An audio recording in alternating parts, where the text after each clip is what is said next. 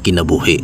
Ug tuod man nagpasalamat gihapon sila kay wala sila pasagdi sa mga tao. Ug daghan kayong mga dagkong vlogger nga nangadto dito kay para mo paabot sa ilahang kinasing-kasing nga pagtabang. Pero kining dala na nga akong gisubay dili ni para bugo. Paingon ni siya sa barangay nga hapit na magfiesta. Ang barangay Bangga. Yes, sakto ka sa pagdungog. Nagpadungog-dungog na sad ko. Baka naman, aray ko. By the way, mo share lang ko ninyo. Kaning dala na nga street kaayo.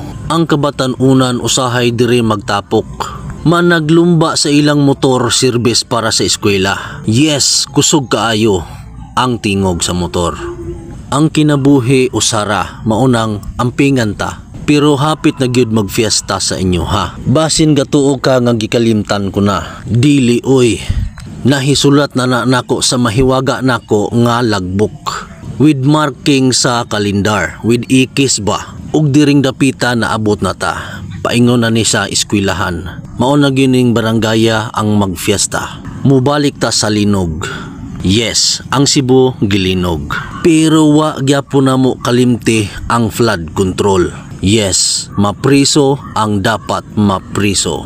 Pero hapit na gyud ang fiesta dire. Hastang Lawgawa ug diring dapita paingon na ta sa entrance sa eskwelahan. Kung asa naghulat ang akong my loves. My loves oy, my loves oy. May gani karong hapuna wala mo ulan. Kay ug ni ulan pa mabasa gyud ang ako ang tinaguan. Delikado kaayo ug maansuyan ta. Matud nila ang ansoy kuyaw kaayo ug epekto. Magkurog-kurog ug magsiga ang imong mata. Mahadlok na ka og hangin ug tubig. Unya magbula-bula pagyud ang imong baba. Aw dili oy, sa rabis man di ay na. Kato di ay na nga mapaakan kag irumbo ang nga pangag. Ug mao di ay ni ang room sa akong my loves. Natingala lang ko kay sirado. Nakuyawan ako og sugod kay basig na ani gihimo diri nga milagro. Atong lilion be.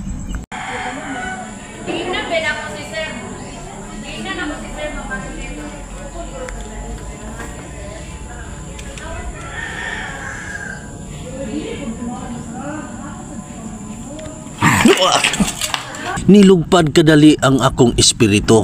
At kung bago ka pa lang sa video na ito ay huwag kalimutang mag-subscribe, like, comment at click nyo na rin po yung notification bell mga boss para magiging updated po kayo sa bagong upload natin ng mga videos. Salamat mga boss! Kapag magulo ng